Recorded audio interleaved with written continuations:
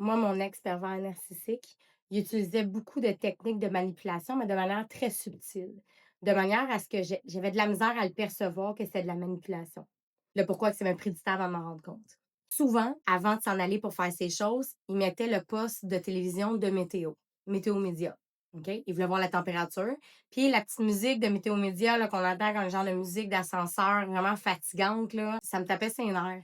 Je lui disais des fois comme Hey, ça serait le fun que tu fermes le poste avant que tu t'en ailles. T'sais. Le temps que je me rende compte qu'il était parti, puis que la musique, elle jouait encore, que j'aille éteindre la télévision, ça me fatiguait. Je trouvais ça tannant. Il a continué à faire pareil. Il disait qu'il oubliait, que c'était pas si grave que ça, que c'était juste de la musique, que j'avais juste à l'éteindre si ça me tentait pas de l'écouter. Fait qu'à long terme, je lui ai dit souvent, j'aime vraiment pas ça. Ça fait en sorte que je débute mal mon matin. Tu sais, le temps que je me rends compte, des fois, je suis dans la douche, je suis dans ma chambre, le temps que je me reviens d'abord, t'es plus là, ça fait déjà 15 minutes que la musique, elle joue. Hey, c'est rough sur le système nerveux, là. Mais il m'écoutait pas, il continuait à le faire, puis il s'est mis à le reproduire vraiment plus souvent. Tellement plus souvent que je pouvais comptabiliser là, au moins 5 à 6 fois par semaine. Pourquoi je dis que c'est de la manipulation subtile? Ben parce que si je raconte juste cette histoire-là à du monde, ils vont me dire, ben voyons donc, t'exagères, là, ça fait pas de lui un pervers narcissique. OK. Maintenant, je vais pousser un peu plus loin. C'est du contrôle déguisé.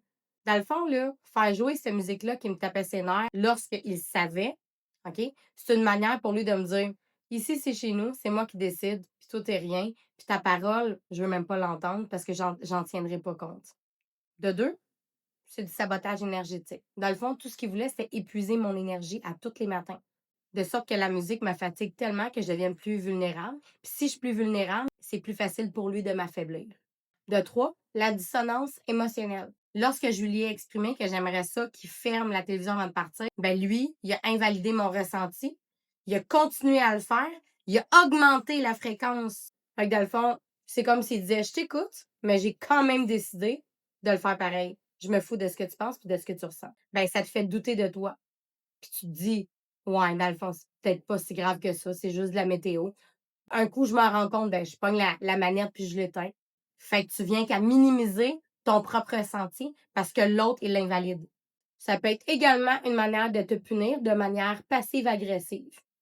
La veille, vous vous êtes chicané, tu as mis tes limites, tu lui as dit non. Bang, le lendemain, il fait vivre quelque chose qui sait exactement que t'aimes pas.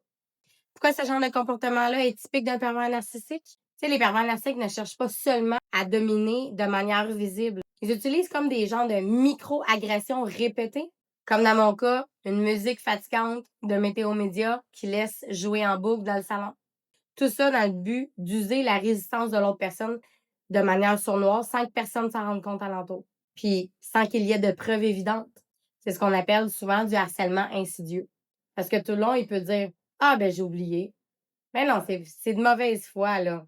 Ça arrive pas si souvent que ça. En t'exagères quand même. Je m'appelle Joanie Terrien, je suis coach professionnelle, puis j'accompagne des survivants et des survivantes des pervers narcissiques. Je suis la coach anti-PN.